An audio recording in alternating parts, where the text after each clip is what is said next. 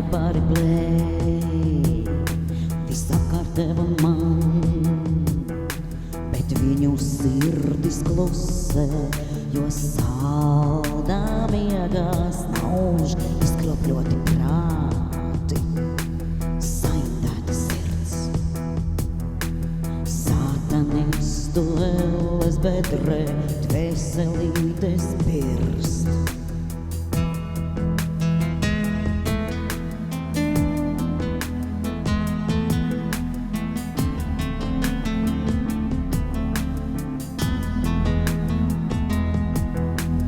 Mazos bērnus bērnu dārzos grib mācīt, kā sevi samīlēt, skolas bērnus stundās, kā savu dzimumu nomainīt. Šie izkropļotie prāti, šīs saindētās sēradēs, pašā elles mekalē, grib, lai dvēseles krīt.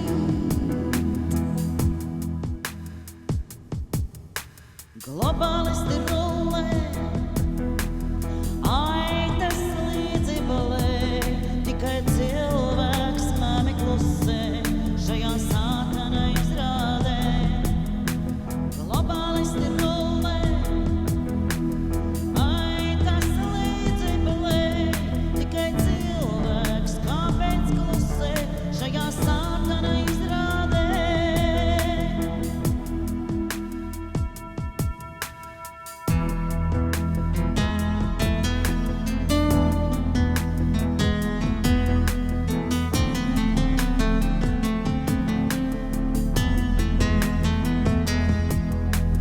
Ķēžu suņi augstos krēslos grib visu kontrolēt, viņu pakalpiņi zemāk grib savus maciņus pielādēt. Šie naudskārie prāti, šīs pārdevušās sēradēs, izvērtības ceļā vedot, savu tautu grib iznīdēt.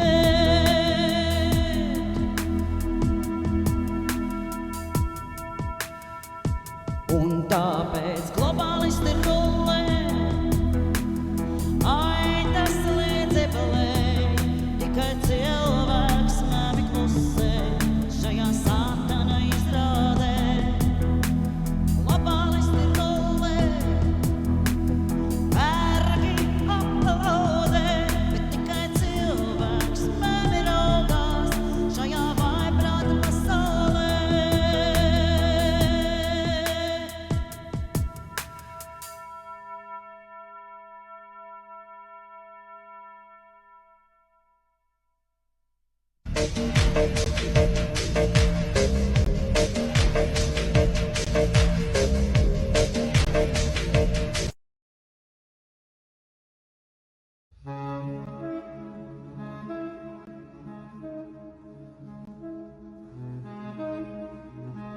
Я начал задаваться вопросом, почему Всемирный экономический форум проходит именно в Давосе. А теперь давайте посмотрим короткое видео о местности, которая находится у подножья Альп и внутри Альп.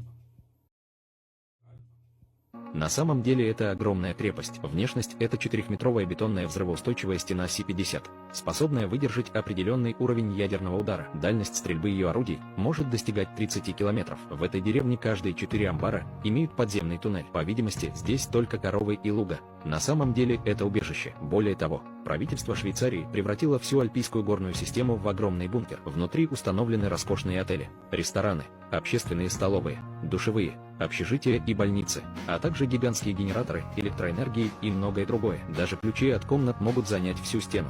И все это нужно делать через эту ветхую дверь. В общем, снаружи гора выглядит так, что трудно понять, что здесь творится. Только при ближайшем рассмотрении вы заметите, что вся гора вырыта дырками. Даже неприметный дом у подножия горы, открыв дверь, оказывается крепостью. Или, как этот камень, он тоже является бункером. Альпийские горы занимают 62,5% площади Швейцарии. то есть 60% этой страны покрыто вооруженными укреплениями и бункерами. Что же остается из 40% равнинной местности? Ты ошибаешься. Как вы видите, каждое сообщество имеет убежище от ядерного взрыва. Внутри есть полноценное медицинское обеспечение. Операционные, морги и подземные бункеры в жилых домах поставляются толстыми полуметровыми взрывостойкими дверями и системами очистки воздуха. Если сказать, что бункеры Финляндии – это апогей системы обороны, то бункеры Швейцарии – апогей системы атаки. Итак, вопрос, зачем Швейцарии, стране, владеющей 30% всей мировой частной собственности и находящейся в нейтралитете с 1815 года, столько военных укреплений? А теперь послушайте, что происходило в этом году, когда итальянские журналисты попытались попасть на территорию, охраняемую в Давосе. Это просто что-то неимоверное. Там вокруг стоят и снайперы, и не разрешают ни снимать, ничего. Кого они так боятся?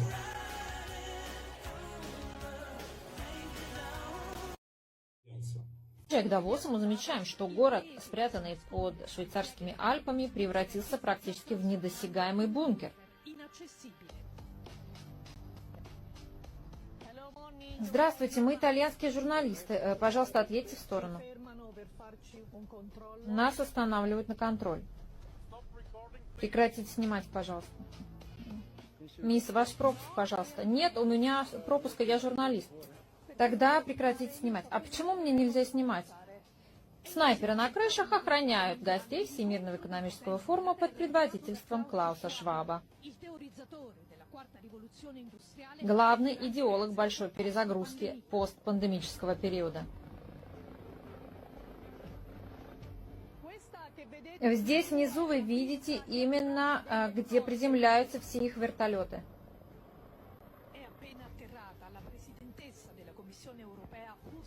Здесь только что приземлилась Урсула фон дер Ляйен, президент Еврокомиссии.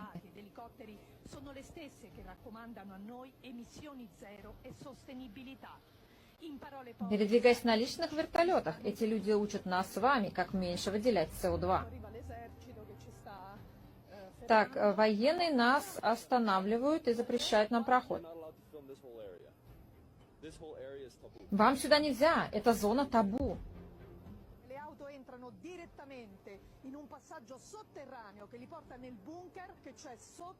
А через этот эксклюзивный въезд в бункер как раз заезжают все главные гости. Тем временем Шваб и Урсула фон дер Ляйен объявляют новый фонд инвестиций богатым людям, меценатам, продвигающим зеленую повестку. Вы не считаете, что они немного загрязняют планету своими вертолетами, а потом требуют, чтобы мы на электрических машинах ездили? Да какой климат? Они всего лишь делают деньги. Главный слоган форума – устойчивое развитие. Но, видимо, этот слоган не касается их.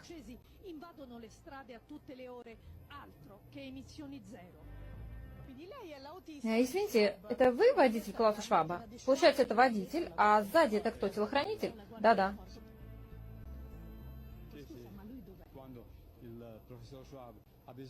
Да-да, мы пока в ожидании, когда сеньор Шваб позовет, мы раз подъедем. Извините, только один вопрос. А это электрическая машина? Машина не электрическая, но гибридная. И главное, им приказали постоянно держать мотор включенным.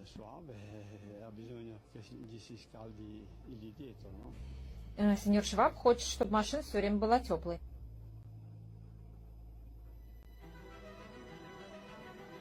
Главное, им приказали постоянно держать мотор включенным.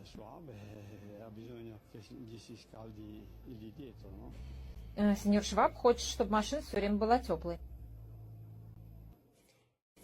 Очень хорошо подмечено насчет их частных вертолетов, автомобилей и выбросов СО2. Это звучит так же нелепо, как и примерший к взлетной полосе частный самолет, который должен был вылететь в Дубай или в Арабские Эмираты, я не помню точно, на какое-то заседание по глобальному потеплению.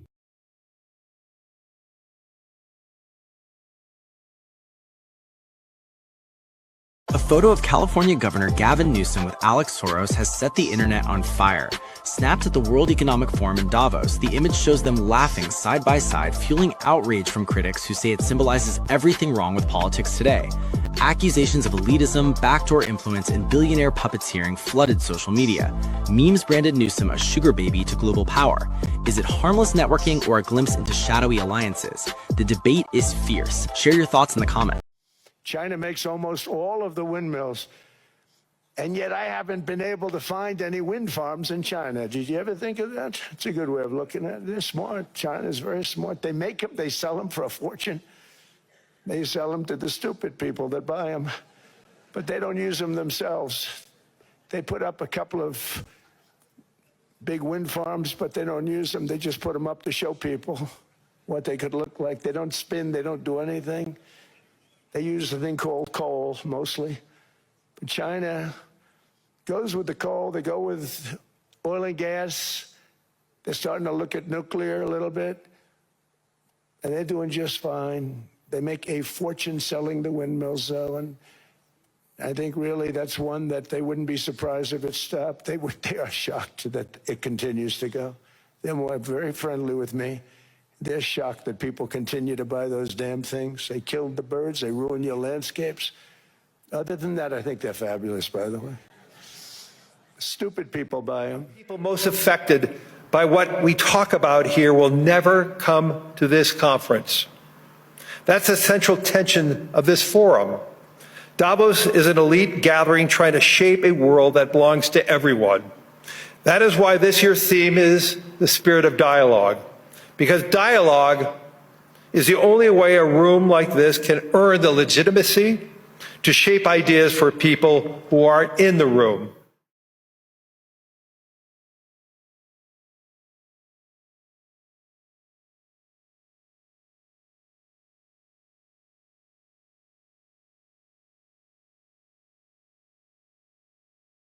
Do great. I want UK to do great. They're sitting on one of the greatest energy sources in the world, and they don't use it. In fact, their electricity prices have soared 139%. There are windmills all over Europe. There are windmills all over the place, and they are losers. One thing I've noticed is that the more windmills a country has, the more money that country loses and the worse that country is doing. China makes almost all of the windmills, and yet I haven't been able to find any wind farms in China. Did you ever think of that? It's a good way of looking at it. They're smart. China's very smart. They make them, they sell them for a fortune. They sell them to the stupid people that buy them, but they don't use them themselves. They're very friendly with me. They're shocked that people continue to buy those damn things. They killed the birds. They ruin your landscapes. Other than that, I think they're fabulous.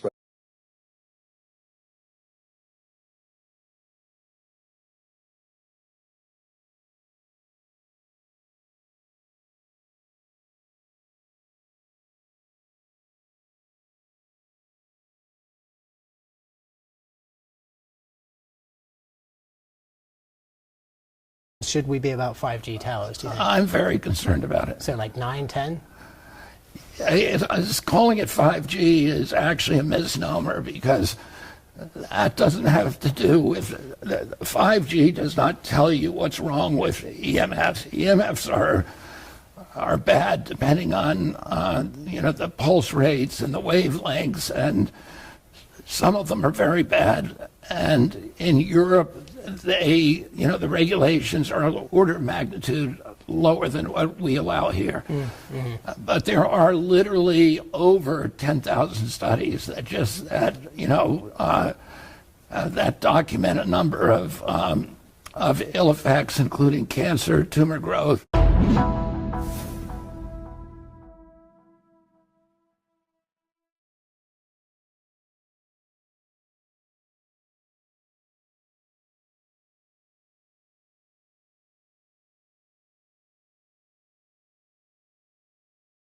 Well, I think you should start at a much higher level. Okay. We are in Davos at the World Economic Forum. And the Trump administration and myself, we are here to make a very clear point. Globalization has failed the West and the United States of America. It's a failed policy. It is what the WEF has stood for, which is export offshore, far shore, find the cheapest labor in the world, and the world is a better place for it. The fact is, it has left America behind. It has left the American workers behind. And what we are here to say is that America First is a different model, one that we encourage other countries to consider, which is that our workers come first.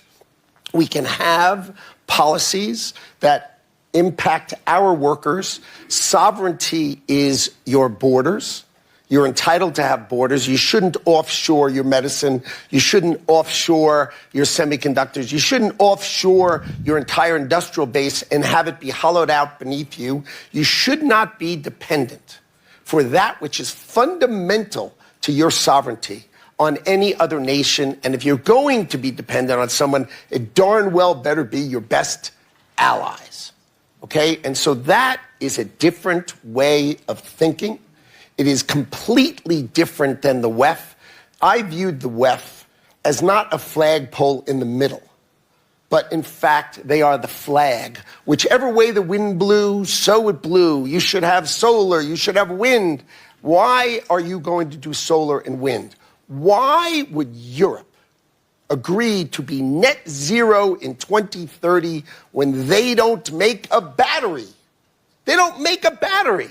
So if they go 2030, they are deciding to be subservient to China, who makes the batteries.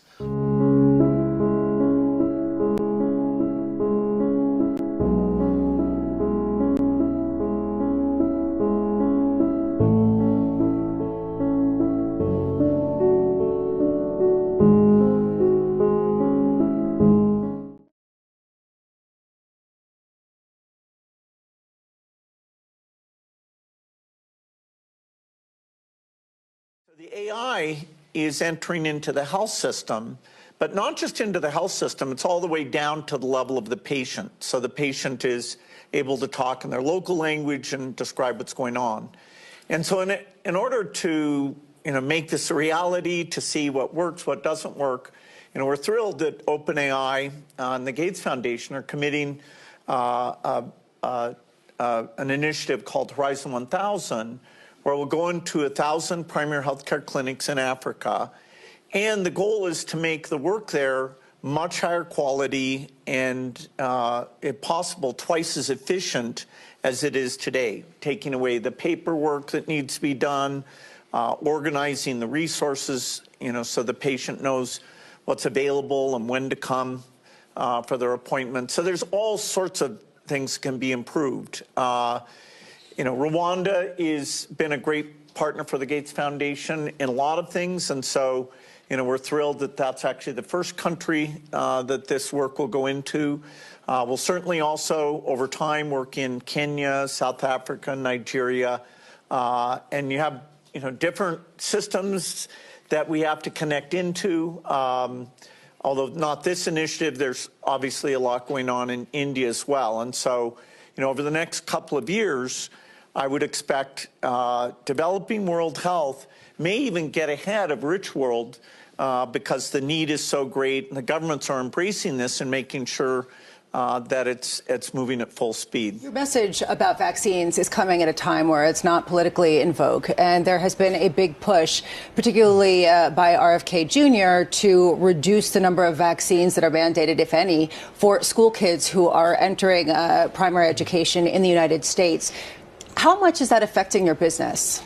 So it is sad for us to see that vaccines that have been proven through decades, helping people around the world, are not recommended anymore. And that's really for the medical community and the doctors to discuss with their patients about that. What is important is really, of course, to focus on people that are high risk. But some of those vaccines, if you think about it, the HPV vaccines has proven to prevent cancer. I mean, think about this. A vaccine that you get in your youth has shown across, so many people across so many countries to prevent cancer. How many vaccines would you be willing to take to prevent different types of cancers. I will be willing to take a lot. Do you feel like, though, that is going to affect your business and your ability to develop more vaccines, your ability to invest, because it does reduce demand for these inoculations? Oh, 100%. And we've said very publicly to our investors that we do not foresee investing in new phase 3 study in the foreseeable futures in vaccines, because you cannot make a return on investment if you don't have access to the US market, or because of delays regulatory-wise, or because your market is much smaller, because you don't have a recommendation by the government. And so we are investing in cancer, we're investing in rare disease, but there's a lot of vaccine that I think could have a huge impact on public health that we're unfortunately not being able to take to phase 3. Today I will demonstrate that free enterprise capitalism is not only more productive, but also that it's the only just system. I will also demonstrate that there is no dilemma between political utilitarianism and policy making based on values, because if the two were in conflict, that would imply that the foundations of political utilitarianism should be discarded as unjust. Therefore, this will mean that if we wish to emerge from our dark present, we must once again draw inspiration from Greek philosophy, embrace Roman law, and return to Judeo-Christian values, thereby enabling us to save the West. A large share of human conflicts arise from a failed interaction between natural law and positive law. Natural law is the law that ought to govern human beings because it accords with the nature, and it is therefore just in a universal sense. It is a law common to all men because it is intrinsic to their essence and therefore unchangeable and immutable. By contrast, positive law is the law written by human beings to govern according to their convenience. Thus, when positive law is in harmony with natural law, there will be justice. Otherwise, the law may be legal but not legitimate. Accordingly, two fundamental rights are recognized: the right to life and the right to liberty. Man is born alive and free and has the right to preserve these attributes of nature. He also has the right to demand that others respect them in order to pursue his own happiness, which is the end towards which every human being tends. Alongside these, we have acquired rights, which are neither natural nor inherent to human beings, but are instead earned through merit or obtained as a gift. Thus, from the fundamental right to liberty derives the acquired right to private property, which is manifested in our ability to freely acquire goods with the fruits of our labor, or to receive assets that are freely donated or inherited. In turn, the right to property, especially because of its dynamic consequences, is linked to Locke's principle of appropriation. So property may not only derive from donation, gift, inheritance, and/or exchange, but also from appropriation through discovery and creation. Finally, these rights are complemented by the non-aggression principle, which establishes that no human being has the right to inflict aggression of any kind on another human being. This includes not only physical aggression, but also all forms of coercion, compulsion, and/or imposition under the threat of force. Hence, we define libertarian liberalism, in line with Alberto Benegas Lynch Jr., as unrestricted respect for the life project of others, based on the principle of non-aggression and in defense of the right to life, liberty, and property, whose institutions are private property, markets free of state intervention, competition understood as free entry and exit, the division of labor, and social cooperation. Naturally, associated with this social order, the question arises as to whether it is just. Therefore, in order to determine whether the system is just, the necessary reference is Ulpian, whose basic premise constitutes the foundation of Roman law and is undoubtedly one of the pillars of Western civilization. Thanks to dynamically efficient markets, we can simultaneously achieve economic progress, defend private property, maintain peace, attain social harmony, and strengthen the social virtues that are indispensable for a prosperous society. Finally, I would like to leave you with a reflection on this week's Torah portion. Parashat Bo describes the moment when Moses confronts Pharaoh, the symbol of the oppressive power of the state, to warn him that if he didn't free the Hebrew people, the final 3 plagues would fall upon Egypt. When Pharaoh refused, the plague of locusts came. which meant famine. Then came the plague of darkness, meaning the loss of clarity in decision-making. And finally, the plague of the death of the firstborn, which illustrates the fate of a society that denies liberty. The analogy with what is happening in the West today is crystal clear. For some time now, and for some strange reason, the West began to turn its back on the ideas of liberty. That is why in this same place in 2024, I stated that the West was in danger as a result of having embraced increasing doses of socialism in its most hypocritical form, which is wokeism. In turn, in 2025, I explained the mental parasites sown by the left in humanity. However, 2026 is the year in which I bring you good news. The world has begun to awaken. The best proof of this is what is happening in the Americas with the rebirth of the ideas of liberty. Therefore, the Americas will be the beacon of light that will once again illuminate the entire West, thereby repaying the civilizational debt with expressions of gratitude towards the foundations in Greek philosophy, Roman law, and Judeo-Christian values. We have a better future ahead, but that better future exists only if we return to the roots of the West, which means returning to the ideas of liberty. May God bless the West, may the forces of heaven be with us, and long live freedom, damn it. Thank you very much.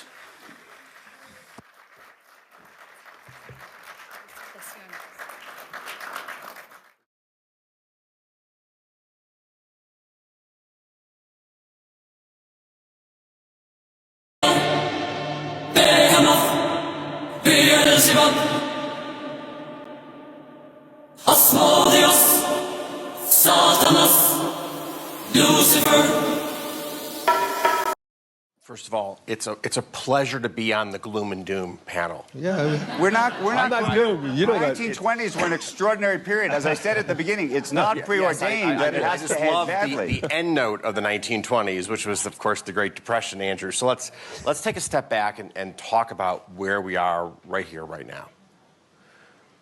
The area of recklessness is the spending of governments around the world, who are all, with little exception, all spending well beyond their means.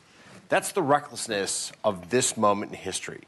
This is not a parallel to the 1920s in terms of the recklessness of the private capital markets. It's a story of the recklessness of government spending. Within the private sector, there's a huge question as to where AI will take us. And I was carefully taking notes and listening to what Larry has to say, or to what Madame Lagarde has to say, because this is one of the big issues of our moment. Will AI create the productivity acceleration that is honestly this hoped for in Washington and in the halls of government around the world as a way to overcome the profligate spending that we're currently engaged in? Like the world needs a savior. And the hope is that AI is the savior that we need for productivity. And the challenge with this is it may or may not be. We just don't know yet. Now, there's a tremendous amount of hype around AI. And in some sense, the large AI companies need to create that hype to raise the tens or actually hundreds of billions of dollars of investment that are going into the field. Like, you wouldn't be able to raise hundreds of billions of dollars. We'll spend, and Larry can probably correct me on this, but roughly $600 billion this year in CapEx for data centers in the United States. I think it to be larger. But does that mean that it's getting hyped up too much, or it's just the hype is required as a sales mechanism? In many ways, it's fulfilling the work that everybody has done. I mean, taking on the responsibility was something that it was pretty daunting for me to do that with my full-time day job. And but the amazing team behind Davos really assisted with me and helped me out. I have an amazing co-chair. And importantly, though, I think everybody was in need of having a conversation. We as a board, we talked about that we wanted to move the conversation and have a much more open, robust conversation. And that's how we came up with the spirit of dialogue as a foundation of today. But I think the confluence of so many things going on globally, I think, we were able to be at the right moment in the right spot. And importantly, let me start out with the foundational issues. I mean, the 55 years of Klaus Schwab was a foundation of what we were being able to build upon. But no place other than the World Economic Forum in Davos has the combination of world leaders, and we had 84. I think the only other place where you have 84 world leaders in one place is at the UN in New York. But we had over 800 CEOs and share. We had civil society. We had so many different people here. And I think it was that conversation, that spirit that really made it. I guess it was touch and go because at times people were bracing for a belligerent speech from President Trump. So I don't know how you look at geopolitics and geoeconomics given what we've learned so far.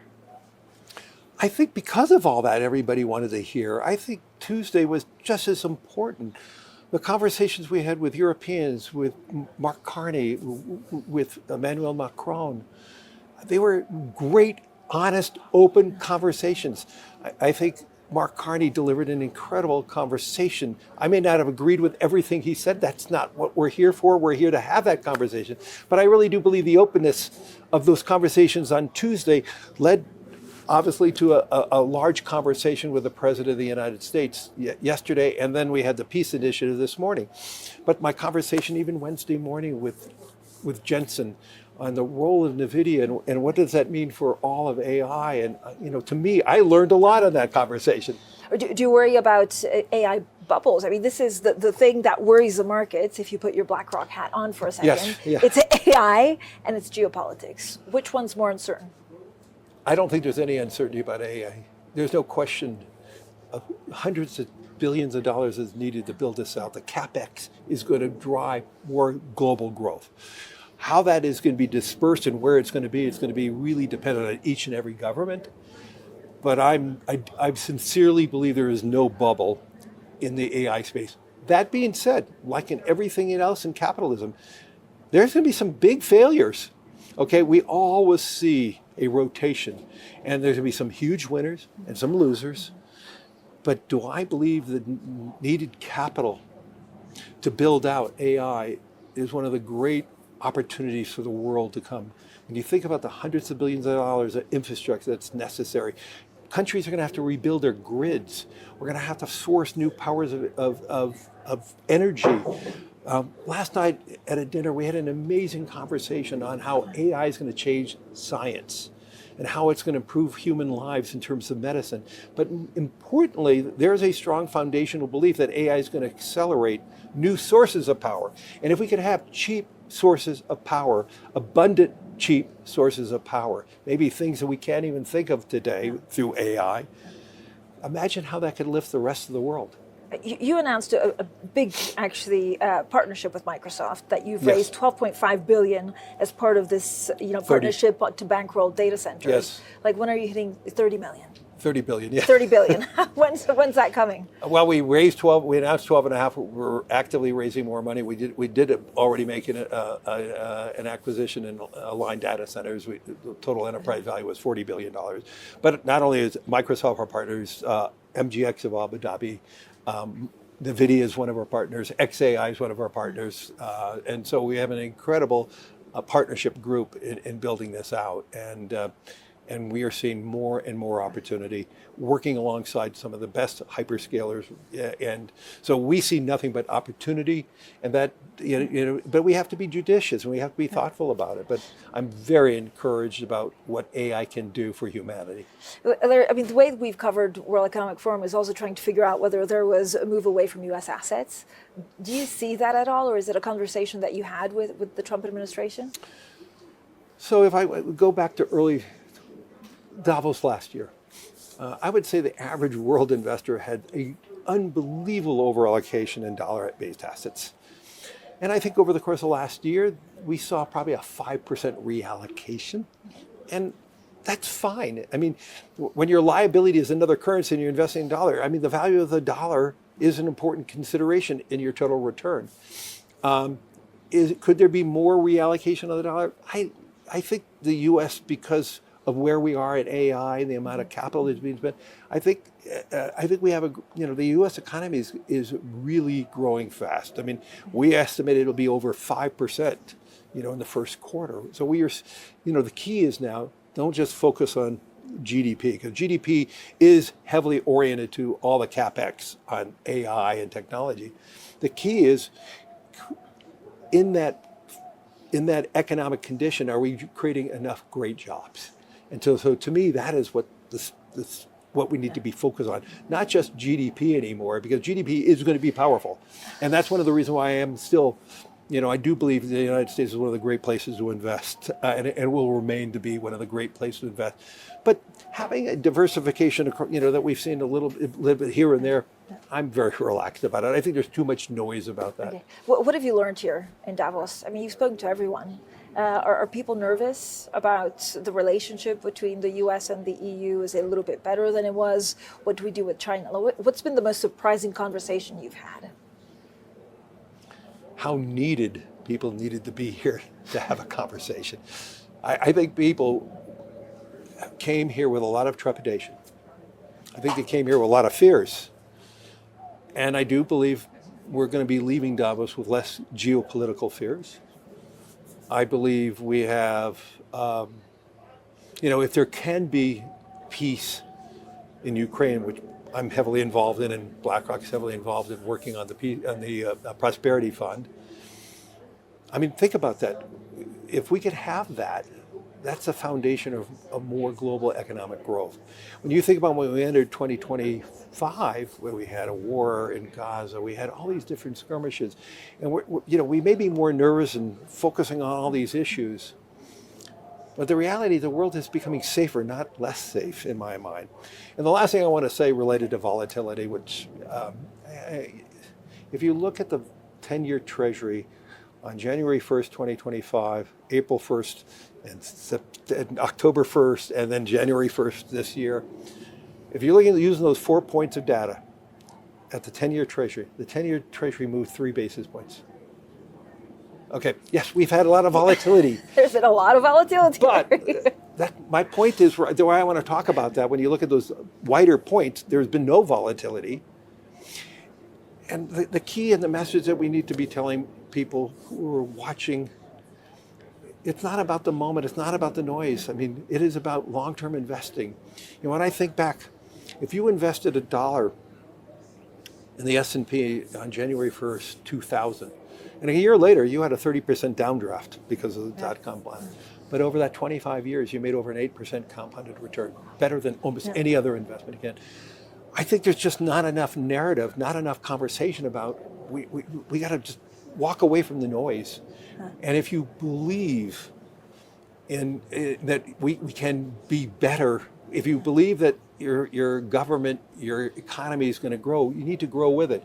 I said something in one of my meetings earlier today, I don't remember which one now, and this one very powerful person in AI came up to me yesterday and he said, "You're right." And what I said was, we need to make sure if this AI transformation is real, I think we need to make a responsibility getting more people to be investing alongside of it, not watching. And I always say, if you believe in your country, why aren't you investing with your country? And the best way of investing is in a broad index in your country. And I think one of the foundational problems of Europe has been the underinvestment, the lack of a capital markets in Europe. When you think about the success in the last 24 months in Japan, it started when the then Prime Minister Kishida doubled the size of the NISA account, which is the self-directed retirement account.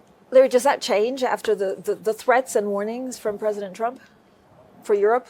Is this the time where they focus on capital markets? I heard Christine Lagarde talk about Europe needs a capital markets, a unified capital markets. I think that's an important message for Europe. I think President Trump's prompting Europe to take more responsibility in defense and NATO. All these things are really wonderful. I I actually am bullish on Europe because I'm starting to see Europe doing these long-term things to build vitality for the future. Larry, are you moving west to Detroit? There has been there has never been a formal conversation or a conversation at the board level or at the governance committee about any movement of Davos. There has been a broad conversation, how can we bring the vitality of the World Economic Forum in Davos to other locations? I will be in Istanbul with the World Economic Forum this spring in Istanbul. There is a spring World Economic Forum now in Jeddah in April.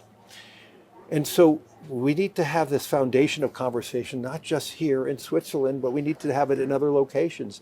And to me, that is going to be the essence of, of having these things, having more deliberate conversations. And it doesn't have to always be in Switzerland. But Davos is Davos. It is a great town. The weather is magnificent. The hospitality of the Swiss government has been amazing. I think the having this Congress Center has really allowed us to have, intimate conversations, brilliant conversations, and importantly, open conversations. I stood on this stage and said some things that I should not have said. But we all deserve a second chance. So I would like to apologize to absolutely no one. None of you were elected to show us how we should live our lives. All of you motherfuckers took your private jets to show up to this meeting, so don't lecture us about the environment. I ain't eating bugs, you can eat these nuts, and once again, you and your fake climate agenda can go.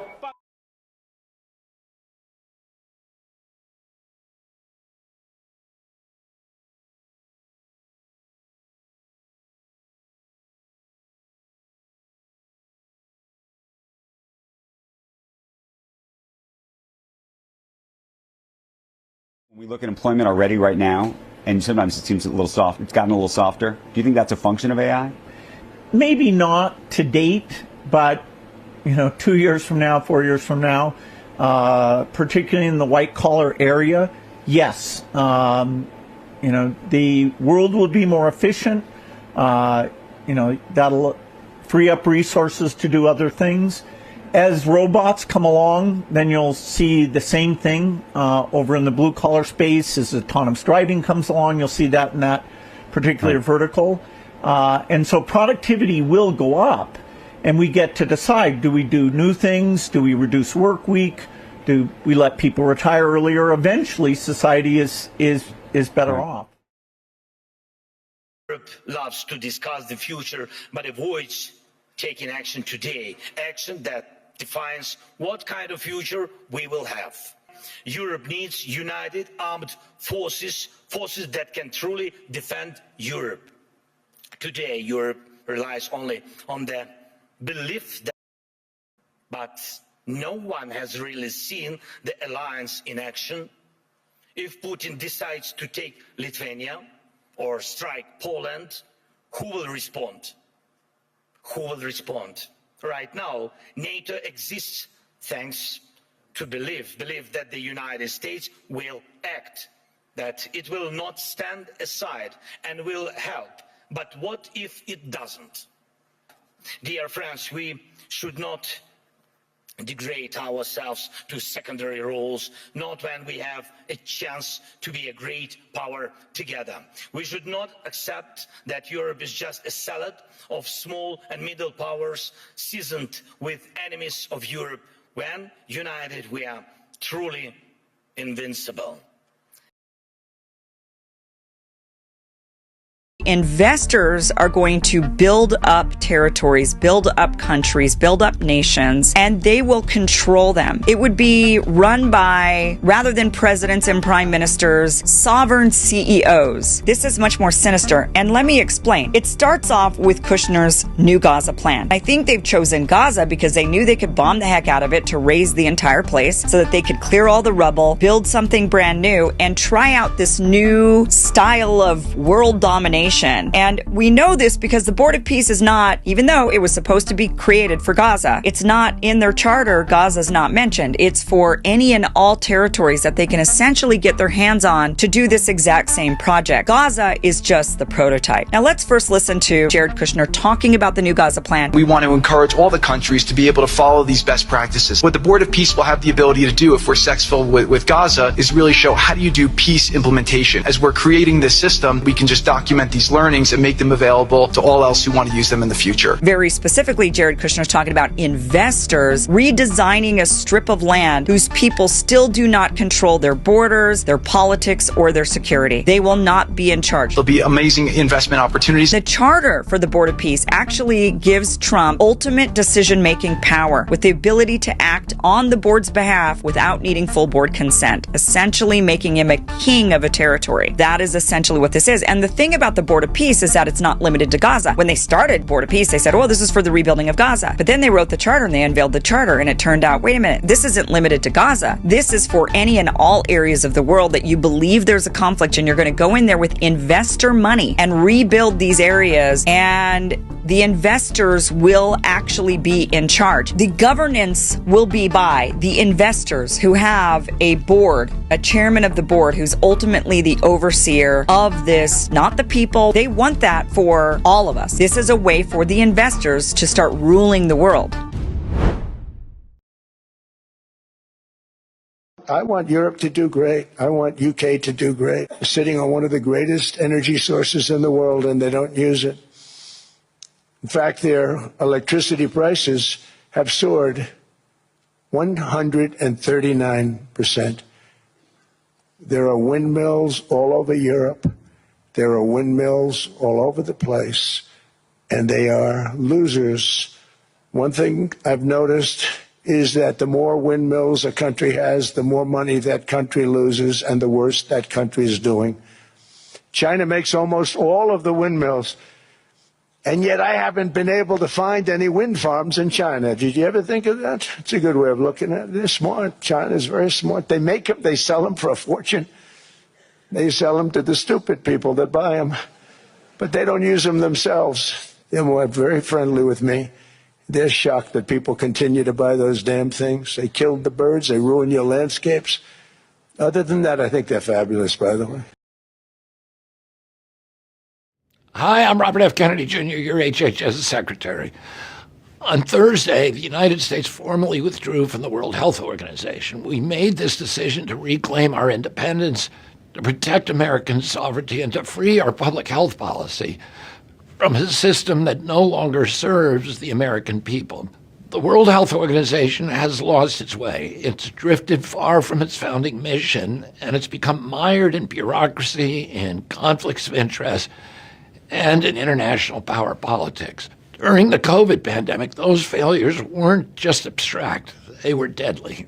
The world watched as transparency collapsed, accountability disappeared, and ordinary citizens paid the price. That hasn't changed, and it isn't improving. President Trump recognized the problems with WHO immediately. In fact, one of his very first executive orders of his second term began the formal process of withdrawing the United States from the World Health Organization.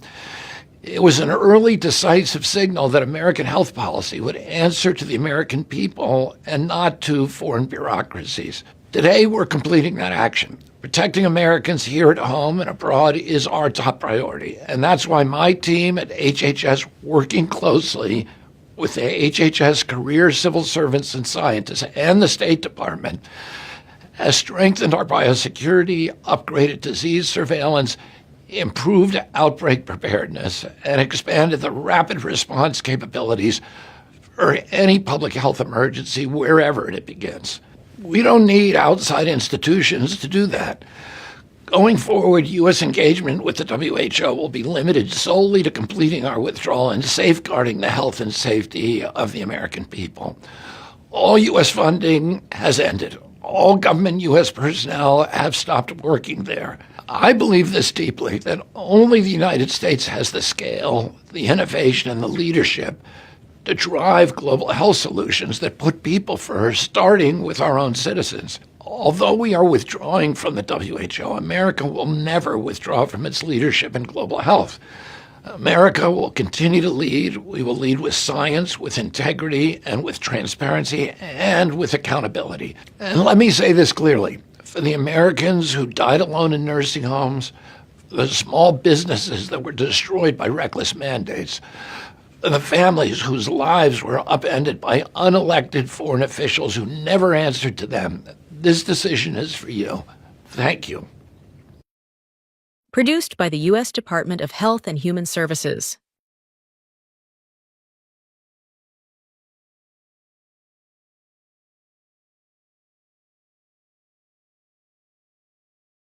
I think I did in the Olympic ceremonial opening.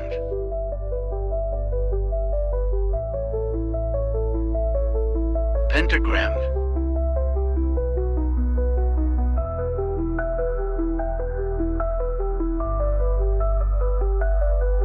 Like, am I crazy? This is weird. I feel like it's so clear.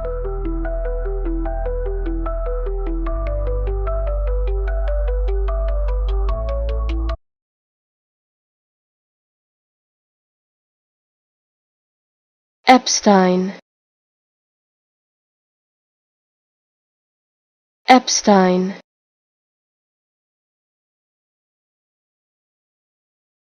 Epstein.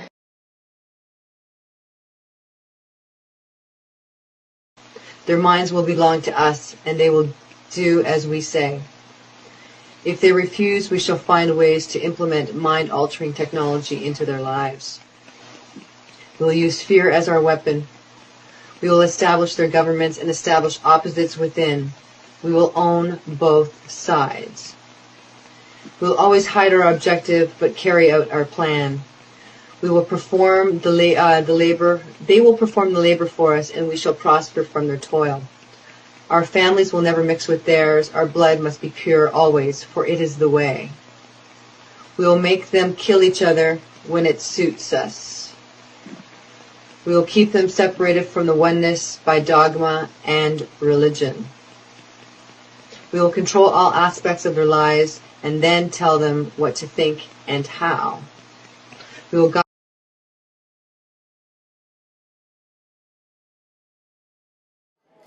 Hello. The European Commission has opened a case against X and its AI system Grok. They say it's about disinformation, it's about protecting democracy, it's about keeping people safe online. But at the very same time, those same actors are cheering on a brand new social media platform called W, a so-called European alternative to X. That alone should make people stop and think. X is being investigated under the Digital Services Act because its algorithms don't behave the way Brussels wants it to behave. Because its AI sometimes gives answers that are uncomfortable. Because speech on X is like the real world, messy, chaotic, and not really curated. Instead of enforcing existing criminal law, instead of going after actual crimes, the Commission has decided to go after speech itself by redefining systemic risks too broadly that almost any opinion can fall under it. And now look at what they're quietly promoting as the alternative. So-called W is built around mandatory identity verification. No pseudonyms, no anonymity, no distance between what you say online and what you are in real life. Speech tied to passports, opinions tied to documents, an artificial platform designed from the ground up to be compliant, predictable, and safe for institutions. They call this trust. But trust used to mean trusting citizens, not monitoring them. This has actually very little to do with competition. It's about control. You squeeze the platform you don't like, and you signal political sympathy for the one that behaves the way you want it to behave. The message is simple and very clear. Freewheeling open platforms are a problem. Platforms that can be steered, nudged, and managed are their solution. That should worry anyone who actually believes in free speech. Democracy has never been tidy.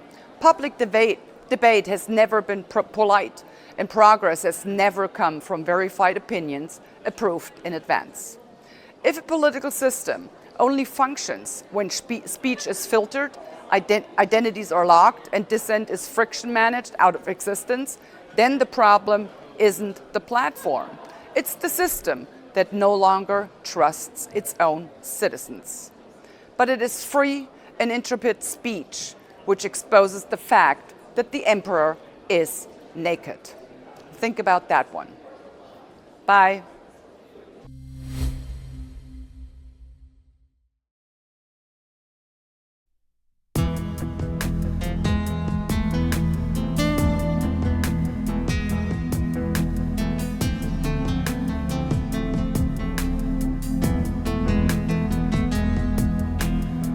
Tu pari blēj, visapkārt tev un man, bet viņu sirdis klusē, jo saldā miegās nauž izkropļoti prāti, saindēta sirds. Sātanistu elles bedrē, dvēselītes pirst.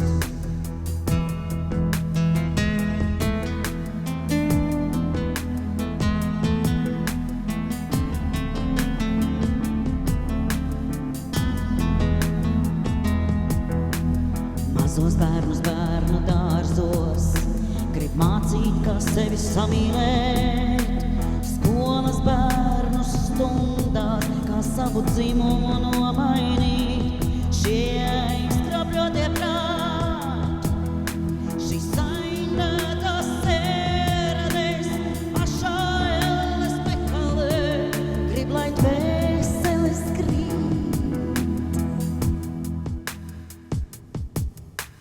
Globālisti rullē,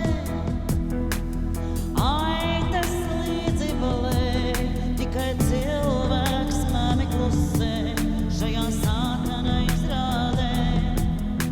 Globālisti rullē, aitas līdzi balē, tikai cilvēks kāpēc klusē šajā sātana izrādē.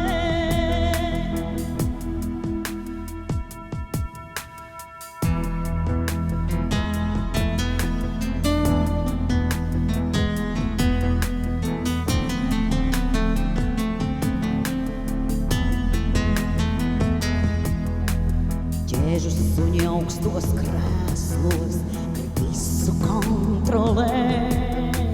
Viņu pakalpiņi zemāk, grib savus maciņus pielādēt. Šie naudskārie prāti, šīs pārdevušās sērades, izvērtības ceļā